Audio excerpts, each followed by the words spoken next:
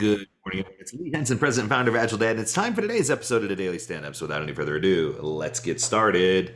It's Monday. I hope you're having an amazing week. I hope things are kicking off right for you. I hope you had an incredible weekend. For those of you who live out in Utah, I hope you had a fantastic Pioneer Day. I know it's kind of a strange thing for people outside of Utah, but it's a holiday. It's a state holiday, and it's something that they really enjoy, and it gives you an extra day off. So why not? Today, I wanted to discuss with you the 3 ways to stop people pleasing and start leading. This was in a recent article that someone sent over to me, and the person who sent it over was a little bit confused. So I wanted to, instead of reading through the article, just kind of give you some clarification on where I think the intent of this article was going, because I do think the article was well written. I think it's got a lot of good information. So let's dive right in. It starts off with a quote. Now, I know this quote came from somewhere. I'm trying to remember who said the original quote, but it goes something like this. It says, quote, "When you say no, you're only saying no to one option. But when you say yes, you're in essence saying no to every other option. No is a decision, yes is a responsibility. Be careful what and who you say yes to, because it will shape your day, it'll shape your career, your family, and your life." Now, I have long been an advocate for saying yes, but not always just saying yes to everything. You have to be really picky about what you say yes to, both from just a personal respect, from an introspect, from just having control of situations. Saying yes sort of does put you in a predicament. It puts you in a spot, especially if you're in a leadership role, right? So I guess what it boils down to is, how do you set boundaries when you say yes without just being a people pleaser, and where do you draw the line to say no, right? Setting boundaries doesn't necessarily make you a bad person. More often than not, it makes you a better leader. It makes you a better manager. So I think sometimes when you set these boundaries and you look at it and you say, "Oh my goodness, what did I just do?" I think it's important for you to understand, especially if you're in a leadership role, that people expect you to provide guidance. They expect you to provide a yes or a no. They expect for you to push back. They don't expect for it to be something just simple and straightforward. So I wanted to highlight with you the 3 techniques that they talk about in the article, the 3 ways. And the first one that they discuss is called the pause. Now, the pause is a technique that I learned a long time ago. When someone's asking you to make a tough decision and they want an answer now, or when someone, I'll share the second one in a second. When someone's asking you a question and they want an answer right this minute, sometimes the pause, silence, is the strongest tool that you can have, right? And I think that if you even stop and just literally pause, it's going to give you space to think, and it's going to give people a chance to reconsider. One of my favorite ones that I learned was in a course that I taught about finding the perfect job and accepting a perfect job. And the technique was called "Don't Leave Milk Money on the Table." And the way it worked was, when someone made you an offer, even if the offer was exciting and it was the exact job you wanted and it was a good salary, a lot of times you would just repeat back, "Oh, so 85,000," and just put a small pause. And that pause or that hesitation oftentimes would make them come back with a better offer.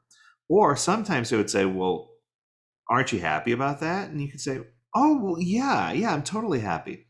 It's one of those opportunities where if someone says things, especially something that might be taken either positive or negatively, it gives you a chance to pause and recollect your thoughts, right? So some ways that you can pause and make space are, let me check my schedule and I'll get back to you with an answer tomorrow or in an hour, right? "Oh, wow, thank you for your input. Let me take some time to look at all the options and take those into consideration, but I promise to get back to you by the end of the week on how we decide to proceed." That's a good one. "I really appreciate you making this a priority. I can tell that this is something that's incredibly important to you. I don't want to keep you waiting too long, so I'll return with an answer by the end of the day." All of these are really, really great pause mechanisms. But I think the most important part is always make a promise or always make a dedicated effort to let the other party know when you're going to return to the conversation or when you're going to re-engage. Because there's nothing worse than a pause that says, "Hey, I'll get back to you," and you never get back. Oh, it's so frustrating, right? So you need to make sure you do that correctly.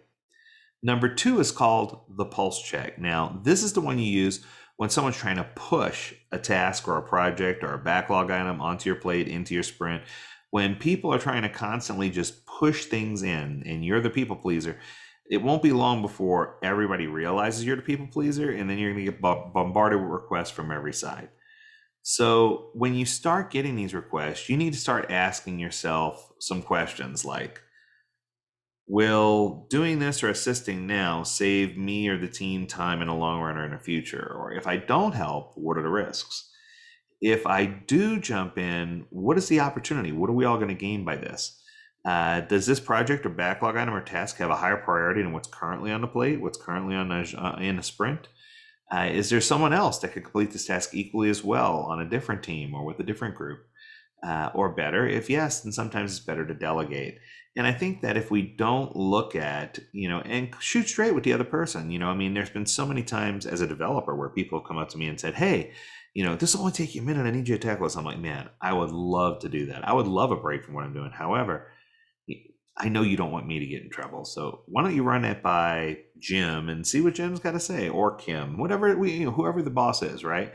Just make sure you run it by that person and see what their feedback is first. Because you'd be surprised how many times when you don't step on toes and you respect leadership, that it comes back to you tenfold. So make sure you're doing that. The last one, number 3, is called the straight shot. Now, this is one of my favorites.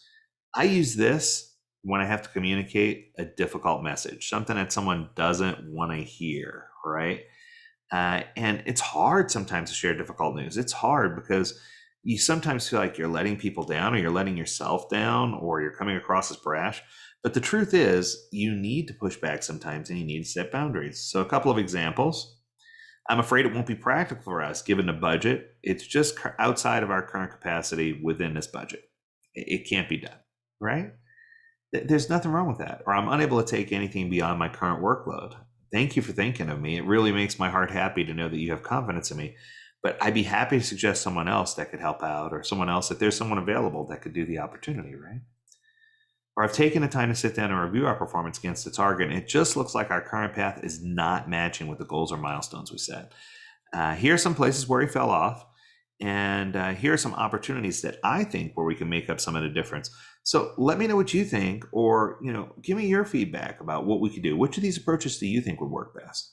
And I think that when you're a leader, you quickly learn that trying to make everyone happy is a quick path to making no one happy, right? It's your responsibility as a leader to build your teams up, to build up confidence, to be the ultimate communicator, and get through life by using the empirical process, by constantly inspecting and adapting, by constantly making sure that you're transparent and telling the truth. It was Heinrich Niebuhr who said, if your organization doesn't like truth and honesty, it's probably not going to like Agile, right? So make sure when you're making difficult decisions that you're aware that someone is always going to end up unhappy. But the good news is they're only unhappy temporarily until we can figure out the best way to solve it. If it's up to you to make the difficult decision, just realize going in that you're not going to please everyone. And that's okay, right? Because sometimes it's better to be transparent and talk about things than it is to try to be that leader who tries to please everybody and conflicts yourself. So I hope that was useful to you. I hope that you got some good warm runs out of that. As always, we encourage you to visit agiledad.com, where you can learn more about this topic and many others. And until next time, we encourage you to stay healthy, stay well, and stay agile, my friends. Do take care. Have a great week. It's about that time, right? We'll see you.